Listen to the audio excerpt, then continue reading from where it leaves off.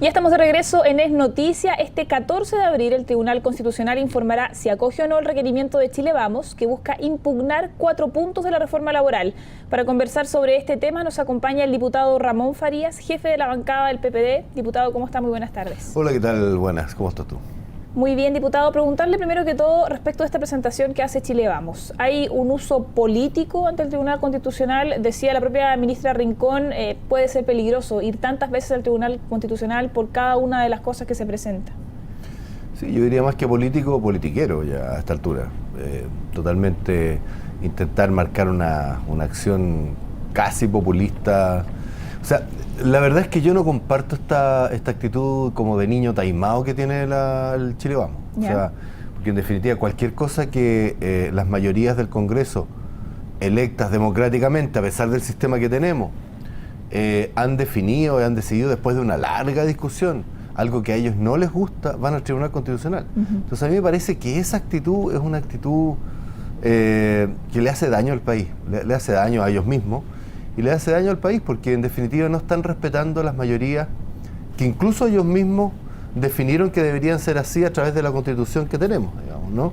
Que es el sistema de elección.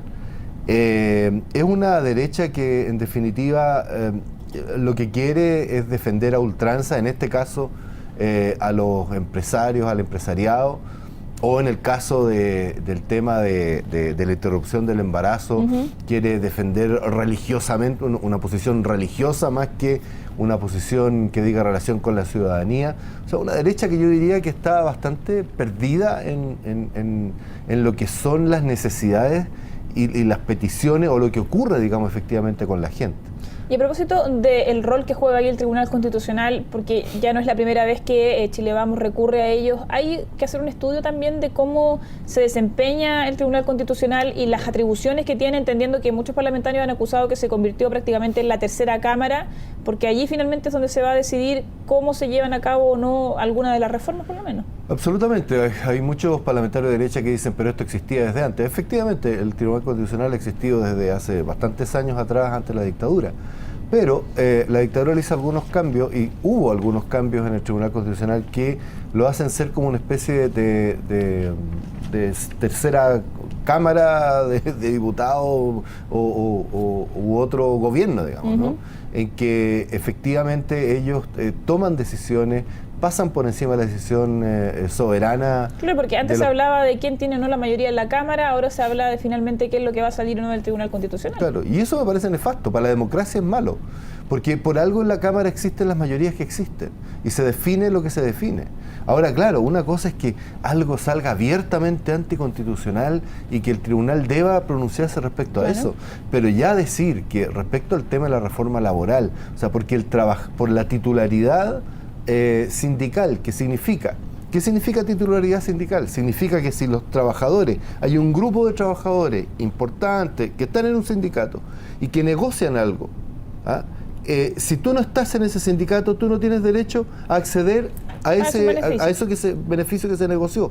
¿Es natural o no es natural? Yo creo que sí. Entonces decir que eso es anticonstitucional porque aquel que no negoció tiene derecho a ir en torno, digamos, a aquel que negoció, me parece que eso es, obviamente, que lo hacen para fomentar algo en lo que ellos creen, y es en el poder del empresariado nada más, y no creen en los sindicatos, ni no creen en la organización de las personas.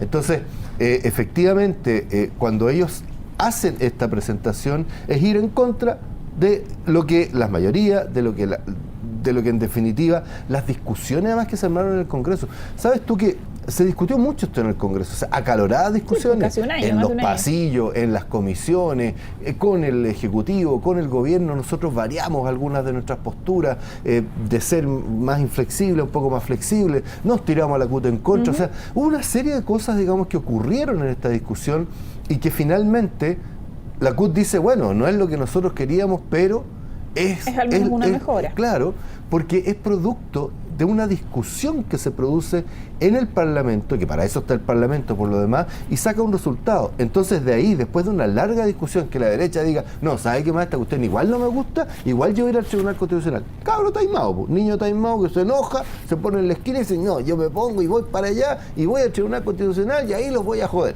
¿Diputado? Y eso me parece nefasto para la democracia. Diputado, y dejando a Chile Vamos en este tema que todavía está en desarrollo, al interior de la nueva mayoría también se vieron varias diferencias a propósito de este mismo debate, incluso varias diferencias con la democracia cristiana, también el Partido Comunista por un lado, cada uno quería imponer sus puntos. ¿Cómo se negocia allí temas como la titularidad sindical, la extensión de beneficios? ¿Había un compromiso ya hecho? ¿Alguien faltó a su palabra dentro de esta anotación de temas en las que todos habían suscrito en el programa de gobierno y sin embargo ahora pareciera que no todos estaban de acuerdo? ¿O usted comparte esta visión del senador Pizarro con que solamente se trata de matices de cómo se llegan a concretar las normas? Yo creo que efectivamente una cosa es lo que es el enunciado y después cómo tú bajas ese enunciado a lo concreto. Ahí están las distintas expectativas, unos que son mucho más estatistas, otros menos, otros que no les gusta, qué sé yo. Y ahí es donde hay que entrar a conversar. La diferencia entre Chile Vamos y la nueva mayoría es que los que no están de acuerdo con todo lo que se produjo, digamos, en la nueva mayoría y con el resultado, es que no van al Tribunal Constitucional, sino que acatan en definitiva el resultado de las conversaciones. Esa es la diferencia entre uno y otro. Ahora, dentro de la nueva mayoría efectivamente hay diferencias, hay algunos, por ejemplo, dentro de mi propia bancada, que no estaban de acuerdo con el tema del reemplazo, ¿no? Que sienten que ese reemplazo es un reemplazo que eventualmente podría llevar a los empresarios a hacerle trampa, digamos, a los que están en huelga, reemplazándolos en sus funciones. Claro, con la adecuación necesaria y el reemplazo interno. Exacto, pero eso yo, a mi juicio, quedó suficientemente aclarado en el espíritu de la ley, que se llama, vale decir, en los discursos, en las declaraciones de los ministros, etcétera, y eso queda inserto dentro de la ley, cosa que si llega algún momento a haber una controversia, uno acude a esos discursos, a lo que ocurrió en el proceso para finalmente tomar una decisión. Pero aquí, mira, lo importante es que nosotros tenemos obviamente diferencias adentro de la nueva mayoría, pero logramos llegar a acuerdos. Pero en esas diferencias, ¿alguien faltó a su palabra, faltó a su compromiso, o estas eran las mixturas propias de la conversación posterior de cómo finalmente se lleva a cabo las reformas que, claro, eran grandes enunciados, pero que evidentemente en el programa no viene todo el detalle de cómo van a ser los proyectos de ley? Para mí faltar al compromiso habría sido no llevar la reforma laboral al Congreso, no haberla votado, no haber llevado la interrupción del embarazo. ¿Se respetan con esto los tres pilares fundamentales que había mencionado la ministra Rincón?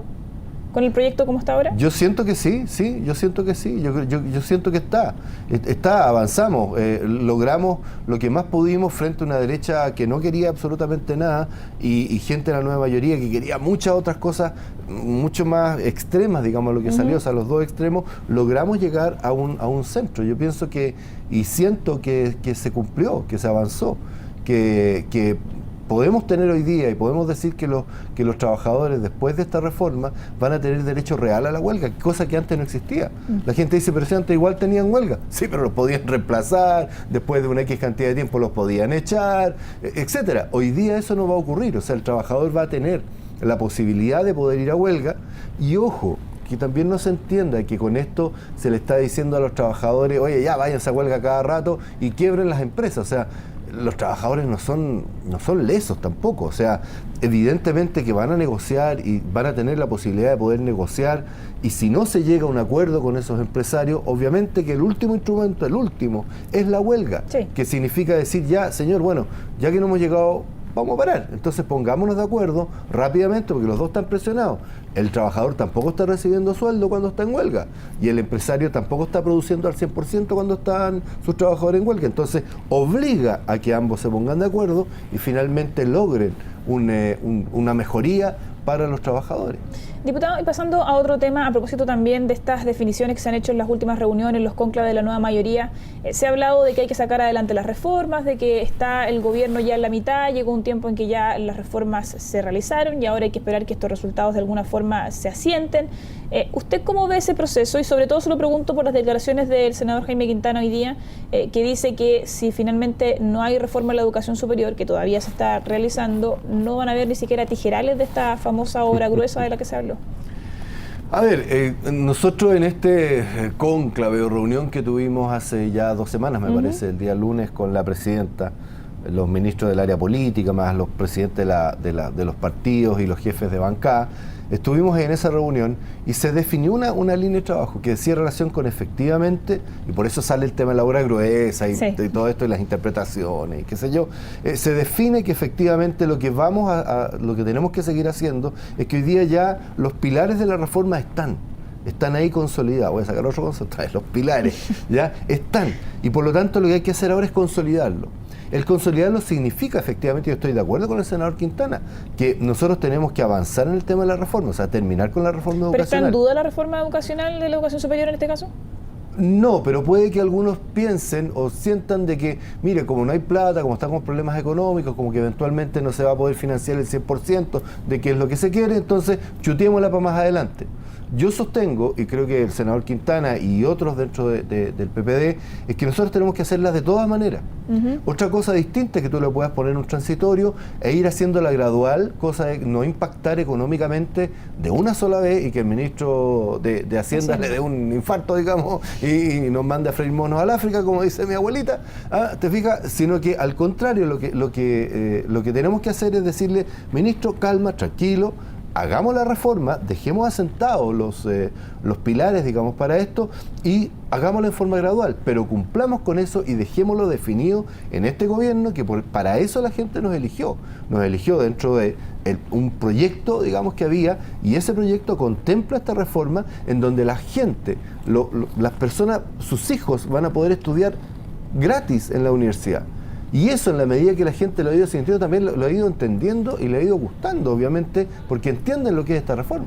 Diputado, lo último, muy brevemente, porque ya nos queda poquito tiempo, consultarle justamente a propósito de las declaraciones del senador Jaime Quintana. Él también decía hoy día que la única carta presidencial, al menos por ahora, en la nueva mayoría, es el expresidente Ricardo Lagos. ¿Comparte esa visión? Yo creo que él fue un muy buen presidente. Lagos es un gran estadista, además. Yo creo que falta todavía un poquito de tiempo para terminar de definir. Yo creo que es una muy buena carta. ¿Pero por ahora es la única carta? No, yo creo que hay otras cartas que eventualmente pueden estar por ahí moviéndose. Claramente, dentro del Partido por la Democracia hemos aclamado a Ricardo Lagos cada vez que aparecen las imágenes, los jóvenes lo aclamaron también. O sea, ¿Y una figura como él contaría con el respaldo suyo en este caso? Sí, en la medida ¿O piensa que no es el expresidente no es la carta que se necesita de aquí a futuro para consolidar, entre otras cosas, por ejemplo, las reformas que ha hecho la presidenta Michelle Bachelet? Mira, yo tengo una contradicción vital. Mi contradicción vital dice relación con que a mí me gusta mucho lo que Ricardo Lagos, como estadista, me gustó mucho lo que él hizo como gobernador, pero, como presidente, pero a mí lo que no me gusta es como el repetirse el plato. Es como ir a una segunda vuelta, ¿te fijas? Sino que a mí me gustaría que ojalá pudiéramos levantar otros nombres. Ahora, si esos nombres no están y no existen, sin duda que el presidente Lagos es la carta, y yo sé que lo va a hacer perfectamente bien, pero a mí me encantaría poder encontrar o buscar y que salga, digamos, dentro de la nueva mayoría otra figura fuerte, potente, así como la es el presidente Lagos, para efectivamente poder encabezar el próximo gobierno de la nueva mayoría. Y si no, evidentemente que el presidente Lagos es una excelente carta para poder seguir adelante. Ya, pues, diputado, muchas gracias. El diputado Ramón Farías del Partido por la Democracia, gracias por haber venido. Gracias a ti. Y con eso entonces nos vamos rápidamente a una pausa, no se despegue y ya volvemos con más acá en CNN Chile.